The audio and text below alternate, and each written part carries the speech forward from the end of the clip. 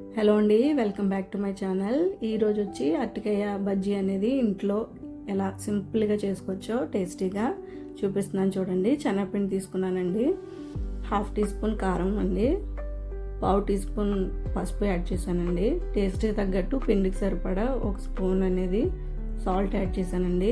వామ్ అనేది నేను కొంచెం ఎక్కువ యాడ్ చేశాను, మీరు కూడా ఎక్కువ యాడ్ చేసుకోండి. తినేటప్పుడు హాయిగాను కడుపులో ఇబ్బంది లేకుండా గ్యాస్ ఫామ్ అవ్వకుండా ఉంటుంది.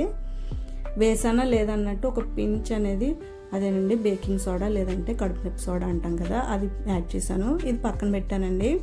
ఇది ఆనియన్ మిక్సర్తో తింటే బాగుంటుంది కదండి, అందుకని ఆనియన్స్ కట్ చేసుకొని సాల్ట్, కొంచెం కారం, పల్లీలు, నిమ్మకాయ అనేది పక్కన పెట్టాను చూడండి. అరటికాయలు కోయడం కోసం వాటర్ని పక్కన పెట్టానండి. వాటర్లో అనేది ఉప్పు వేస్తున్నానండి. చూడండి, స్లైసెస్ అనేవి నేను కట్ చేసినట్టు కట్ చేస్తే మీకు తొందరగా పని అవుతుంది. చూడడానికి బజ్జీలు బాగుంటాయి, ఎక్కువ తిన్నామనే ఫీలింగ్ కూడా లేకుండా, ఎన్ని తిన్నామనేది తెలియకుండా చక్కగా తినేయచ్చు. చూడండి, స్లైస్ అనేది మరీ థిక్గా కాకుండా పల్చగా కాకుండా చూడండి నేను చూపించినట్టు చేయండి, బాగుంటుంది. ఇవన్నీ వాటర్లో వేసుకున్నానండి. ఇప్పుడు మనం ఏదైతే శనగపిండి తీసుకున్నామో అందులో వేసిన ఇంగ్రీడియంట్స్ అన్నీ కలిపి వాటర్ పోసి మిక్స్ చేస్తున్నానండి. చూడండి, వాటర్ అనేది మీరు ఎక్కువ యాడ్ చేయకండి, చూసి కలుపుకుంటా చేయండి. నేను సరిపడా వాటర్ అనేది వేసుకొని మిక్స్ చేస్తున్నానండి. మిక్స్ చేసి చూపిస్తున్న విధంగా చూడండి, నా వేలు అనేది పిండిలో డిప్ చేసినప్పుడు వేలుకి అంటుకొని ఉండాలండి, అప్పుడు బజ్జీ మాత్రం చక్కగా వస్తుంది. లేదంటే పల్చగానో లేకపోతే తిక్కగానో వస్తుంది. ఆ కన్సిస్టెంటీ ఉండాలండి పిండి అనేది. బాండి పెట్టుకున్నానండి స్టవ్ మీద, ఆయిల్ వేసుకొని హీట్ అయిన తర్వాత దాంట్లో ఉప్పు అనేది యాడ్ చేశానండి.